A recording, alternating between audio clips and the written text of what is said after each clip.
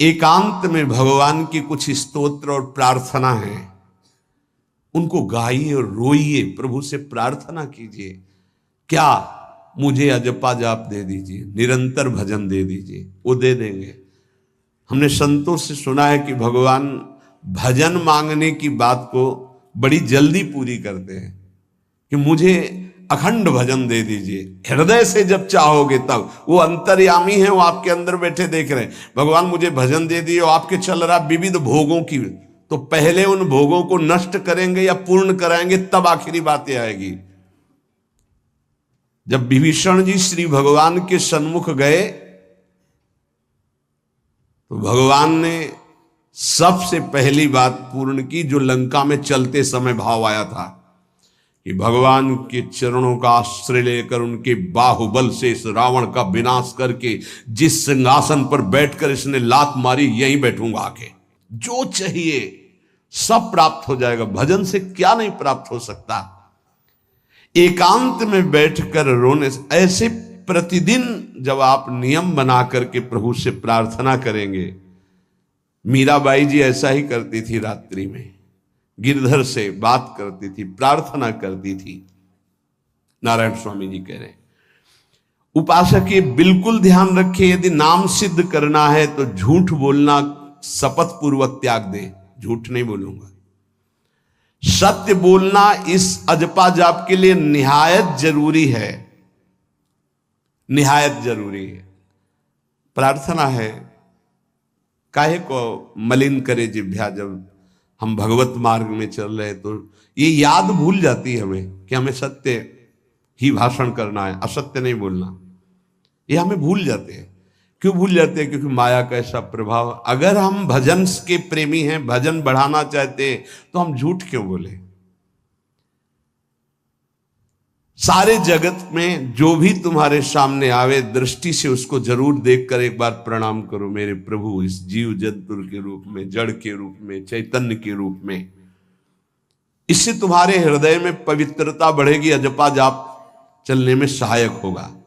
अगर आपको महाराज प्रेमानंद जी की ये वीडियो पसंद आई हो तो वीडियो को लाइक, सब्सक्राइब और शेयर जरूर करें, ताकि हम हर भक्त तक ये वीडियो पहुंचा सकें।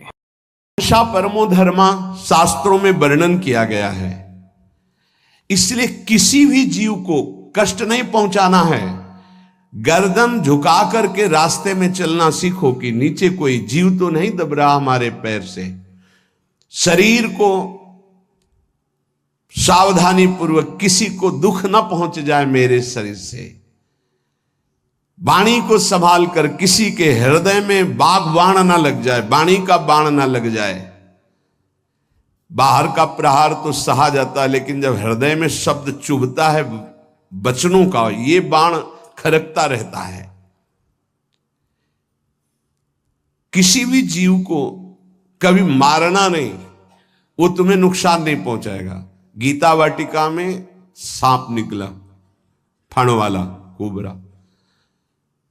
राधा बाबा ने कहा देखो अभी केवल हमने देखा है, अगर और लोग देखेंगे तो आपको पीड़ा पहुंचा सकते हैं, इसलिए एक लकड़ी उठाई और कहा मैं रास्ता बना रहा हूं, आप इधर से चले जाओ।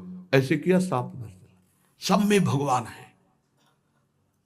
अगर हम भगवत भाव करते हैं तो निश्चित वहां से कोई विरोध नहीं होगा। साधु क्या सहायता करेगा?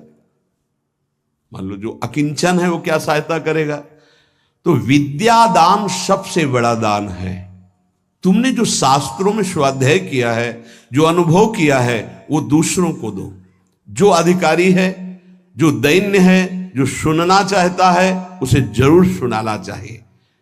जो विद्या का दान करता है, भगवान का भजन बहुत सहजता से होने लगता है। दूसरे को भजन में लगाने की बात, इसीलिए जैसे आप गृहस्थ में हैं तो आप अपने परिवार के छोटे बच्चे बड़े सब 5 मिनट आप राधा राधा कहिए, आप 10 मिनट भजन कीजिए, आप स्वयं कीर्तन कीजिए, पूरे परिवार को सुनने को मिले, बहुत लाभ मिलता है। सब अगर नगर कीर्तन करें तो लाखों लोगों के पाप नष्ट हो जाए, आपको बहुत जल्दी भगवत प्राप्ति हो जाए। ये साधन होते थे। अब क्या हो गया कि इतनी भजन के प्रति लघु बुद्धि हो गई कि शर्म लगेगी कि हम पूरे गांव में कैसे कीर्तन करें।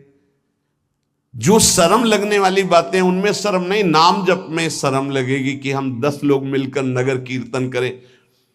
पहले ऐसा था, प्रातः 4 बजे गांव के 10-20 लोग बड़े बूढ़े मंजीरा लेकर ढोलक लेकर के आसपास गांव में फेरी देते थे, जिसे प्रभात फेरी कहते थे, और वो नाम कीर्तन करते हुए कितनी सुंदर प्रथाएं थी। शाम के समय रामायण या भागवत की कथाएं कोई जो पढ़ा लिखा है वो सुना रहा है, 10-20-50 ऐसे आसपास के घरों के लोग बैठकर भगवान की चर्चा सुन रहे हैं। ये जरूर करना चाहिए, जो भजन के लिए बहुत उत्साह बढ़ता है। ध्यान करते समय, भजन करते समय मन तुम्हें घुमा घुमा कर माया में फंसाएगा। नारायण स्वामी का अनुभव, तुम्हें उसको घुमा घुमा के भजन में लाना है।